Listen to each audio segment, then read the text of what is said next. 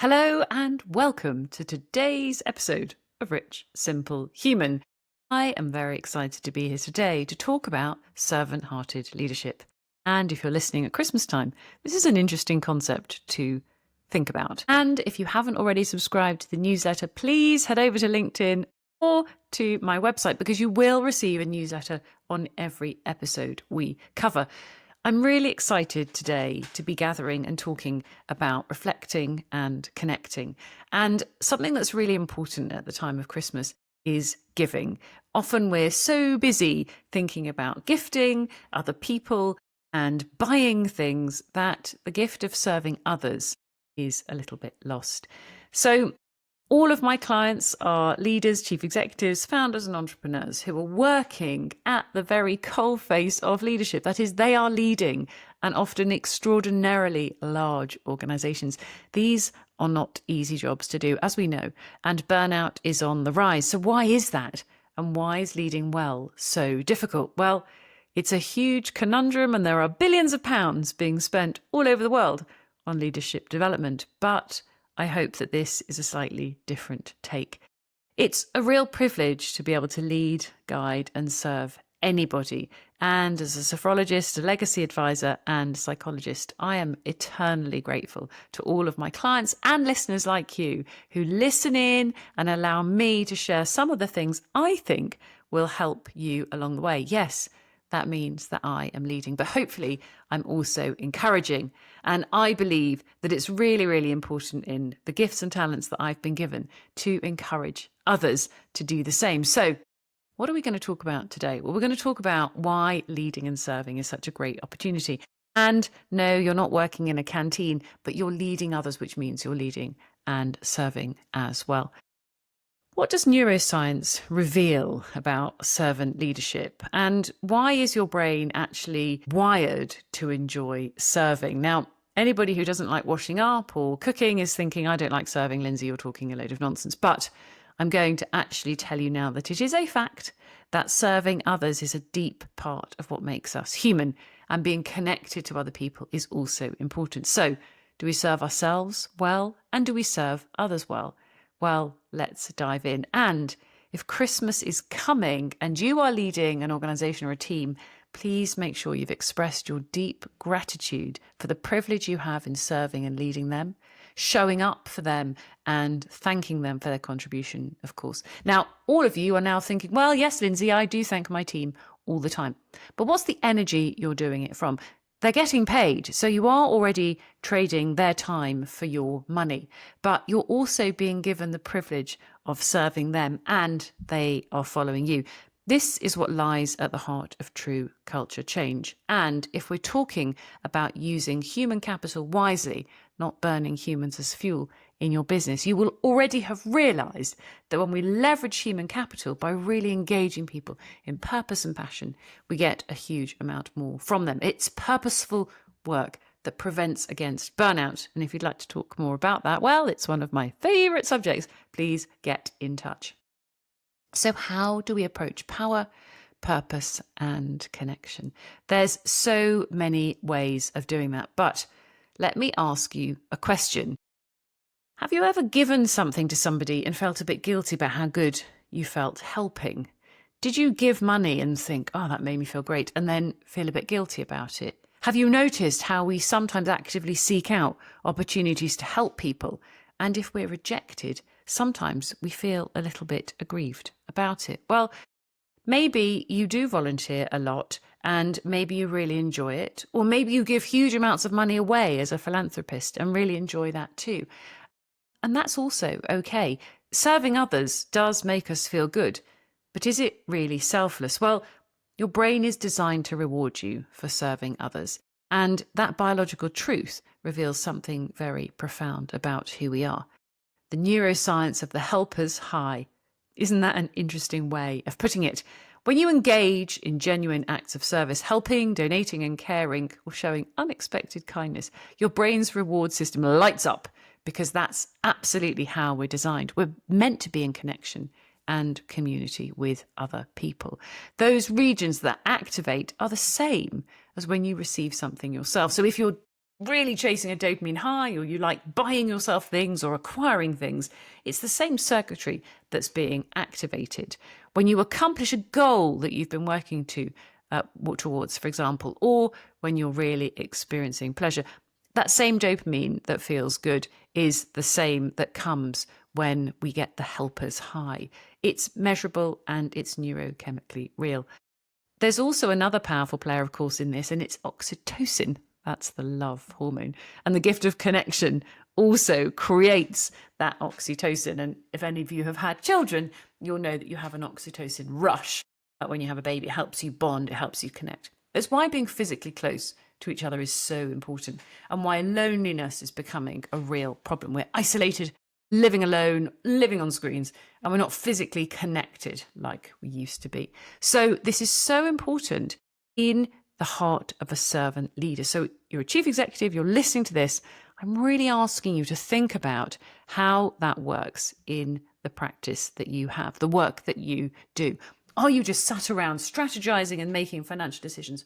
Or are you really thinking about how important it is that you serve other people? These incredible areas of our brain are very, very powerful. And serving others triggers not only the oxytocin, but the dopamine, and the experience of service becomes really, really rewarding.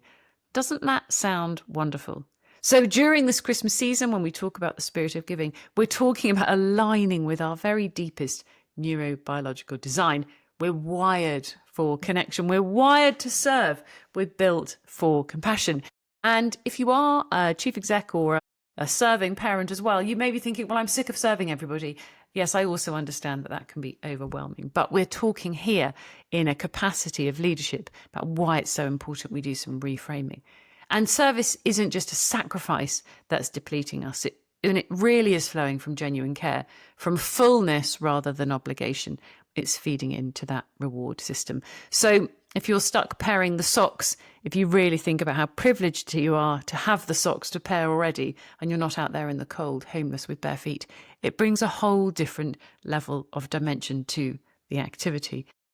Especially at Christmas, we do approach it with a terrible sense of obligation sometimes. The things we have to do, the gifts we've got to buy, the meals we've got to prepare, the people that we might be hosting.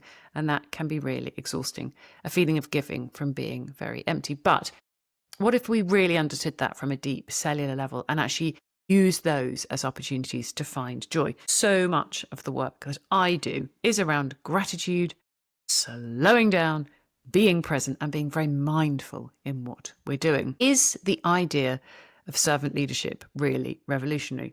Well, I don't think it was, but I think in present day it probably is. We see leaders as being out the front and charging ahead. And actually, if we reverse that and think about how we're serving others, it can really change the way we deal with our businesses, how we generate cultural change, and how we respond to people that are working for us and with us. Robert Greenleaf in the 1970s is the person who pioneered the term of servant leadership. And he said that servant leadership begins with the natural feeling that one wants to serve. The servant leader is servant first. And that distinguishes people from those who are leader first, people who primarily lead to satisfy their own need for power or acquire material possessions. So if you're brave enough, ask yourself this. Are you leading because you're power hungry and that's important to you? Or are you leading because you've got a deeper sense of purpose for those around you? Are you interested in the legacy that you're leaving behind? Has the thought of impact investing crossed your mind recently? Are you thinking about philanthropy? And are these concepts really important to you? Or is it just about being the boss and being powerful? I think you know in your heart of hearts, if you're listening to this, what side of the fence you're on. And I would imagine most people listening are actually thinking, no, I'd really like to be more servant-hearted. So how do we do that? Well, one of the first things I ask my clients to do is think about the needs of other people and how we're meeting them. Are those who we are serving growing as people? Are we encouraging them? Is it a warm and comforting, gentle shadow of a leader that we cast? Or are we just commanding, controlling, and criticizing? And if you are a command, control, and criticize type of leader, I'm sure you're not really doing it on purpose. Maybe it's become a default, maybe it's an environment, or maybe it's your own trauma speaking out. But these are all things we can change with awareness. And sometimes we flip between the two, of course. Sometimes we can be super encouraging, and then other times we slip back into those older patterns. But the fresh, modern approach for you is going to reveal far more if you can really lean into being a servant-hearted leader, where you've got healthy, wise, freer delegates and employees who are really responding to the way that you work. Of course, back to the original Christmas story, however you think about it spiritually, at its core as a story, it's about radical vulnerability and care. It's about, obviously, the birth of a saviour, a baby, and the king's appearing to serve him. And of course, how God sent his only son to earth. It's a very, very interesting concept. But the other thing that we need to remember is that in the Bible, Jesus went out into the wilderness to spend time with God. He served himself first before he could serve others. So the next question I have for you is, are you actually serving yourself first? There's absolutely no way we can pour from an empty cup. Even at Christmas, when we think it's best to give than to receive, and the focus is on others, you must make sure that your own needs are met. This isn't selfish. It's about running from a place that isn't depleted, that you're not drowning in self-criticism, that you're not disconnected from your own needs. And your service to others actually becomes totally unsustainable and lacking in value. That is martyrdom. That's not going to serve you well. It also involves subtle manipulation, and ultimately that is what is creating burnout. Servant leadership towards yourself means really recognizing that you're worthy of your own needs. It means that treating your own needs, feelings, and well-being is so important, and speaking to yourself with the same compassion that you would extend to somebody you deeply love. If you have done any of the work with me or any other sophrologist, you'll know that there's an awful lot of self-observation work. We really think about how you see yourself, how you talk to yourself, and ultimately what's going on, because the way you talk to yourself is the same as the way you talk to others, which is why it's so incredibly important. Neuroscience also confirms that when you practice self-compassion, you treat yourself kindly during difficult moments, you actually activate your parasympathetic nervous system. So guess what? If you're wearing a weight band, your HRV is going to go up. You're speaking to yourself nicely, you're feeling safe, you're feeling connected, you're reducing the activity in your amygdala, and your threat detection center is being closed down because you're being kind and encouraging to yourself. Self-compassion literally changes your brain. Doesn't that sound wonderful? Making it more resilient, more capable, and more able to serve others effectively. This is especially important in teenagers. Constant criticism or self-criticism is not going to serve them. They must learn to celebrate success and treat themselves with a balanced and compassionate view. That's not very easy when you're being constantly graded and worrying about achievement, but it's such an important life skill. That and emotional regulation is something that money cannot buy. Sounds so simple, but it's not easy. So how do we generate or cultivate genuine gratitude, especially if something feels like a burden? Gratitude for serving just by emptying the dishwasher, perhaps, if you've got a teenager. Well, it's something you do at the expense of yourself, because you're rooting it in fullness and genuine care. You're looking for joy, connection, and meaning in what you're doing. So you've got to really think about, why am I doing this? And is it just martyrdom and I'm just sacrificing myself? Or is there a genuine reason? Was my role as a leader something I really wanted, and do I still really want it? Have I been anointed as a mother, a husband, a father, or a wife? And what does that mean? Did I choose these roles? And then how do I serve? How do we contribute to something beyond our immediate self-interest? How do we help somebody who needs it? And how are we there for a friend in crisis? Of course, I'm now going to ask you whether you're one of those people that can also receive help, because it's lovely to be dishing it out because it makes you feel great. But do you actually receive it? Let me ask you this. In the last year, how many times did you say, please, can you help me? Or yes, I'd like your help.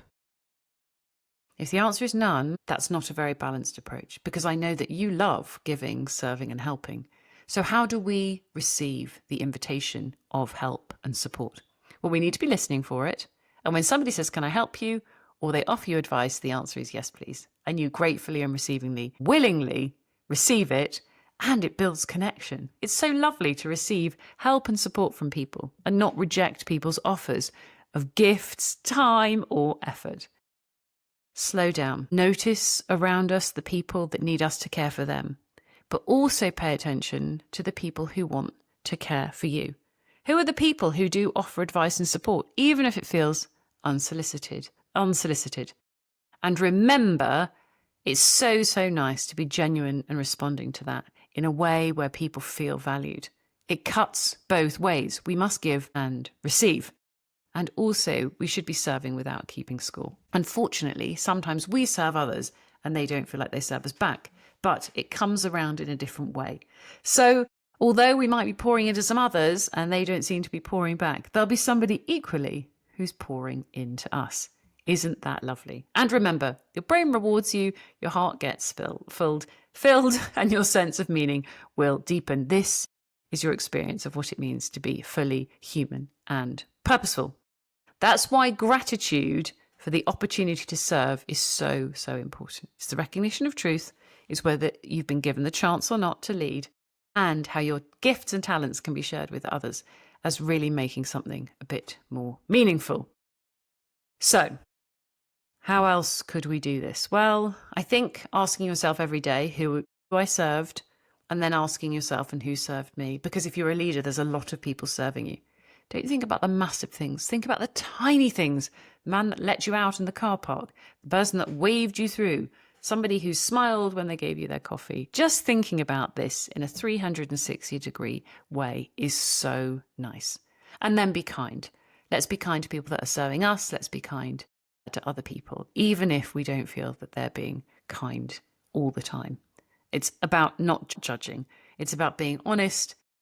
And also remembering there's a lot of people around us that are suffering, even if they don't admit it. We know that burnout and loneliness are on the rise. We know that divorce is increasing, and we know that the world is in tricky times. So trying just to be really, really grateful for the opportunity to lean in. How can you display authentic gratitude, and what have you got to offer?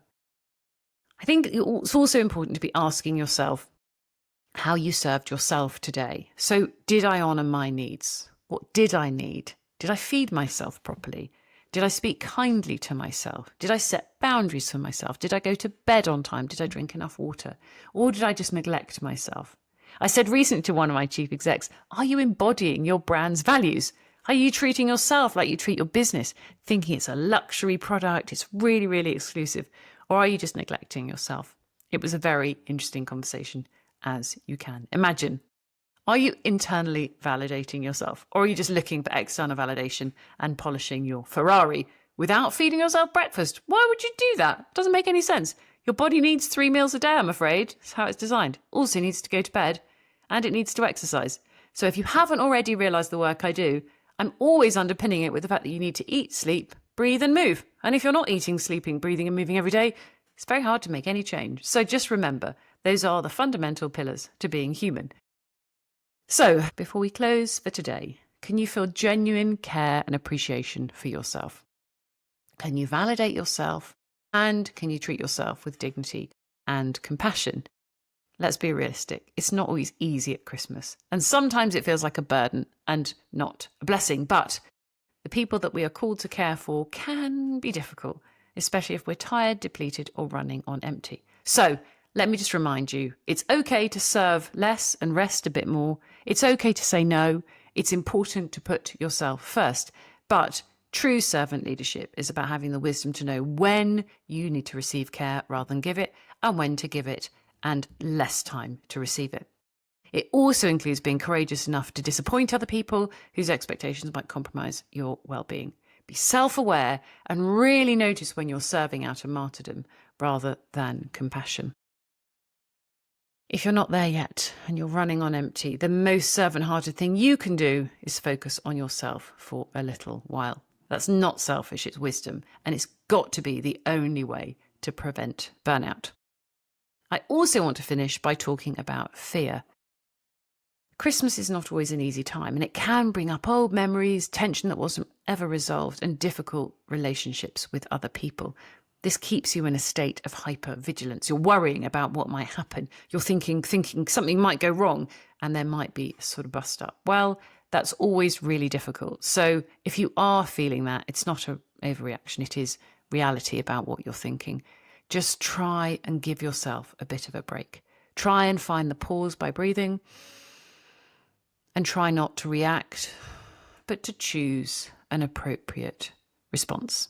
Have clear boundaries in the nicest possible way and always talk first about what's right for you rather than blaming other people. Have an exit plan and always seek to take a little break. Everybody wants to have a great Christmas time and everyone also enjoys serving and being served. So let's just think about that gratitude, that wonderful, wonderful place we've got as leaders to be the light and to be the helpers. And also remember that we need to lead ourselves with kindness and compassion in authenticity and not just people pleasing. I'd like to offer this. At heart, Christmas invites us just to remember what matters most. Connection over performance and presence over perfection. So let's try and just be nice to each other, nice to ourselves, and be grateful and express gratitude for everything that we've done. Christmas reminds us that we really are wired for compassion and connection, and that the servant-hearted leader is in all of us. So until next time, have a wonderful Christmas period. Fill your own cup first. Do make sure you're leading with the heart of a servant and notice when you're being harsh and not leading yourself kindly. Until next time, have a wonderful season. Please make sure you share and subscribe, of course, and I will see you very soon.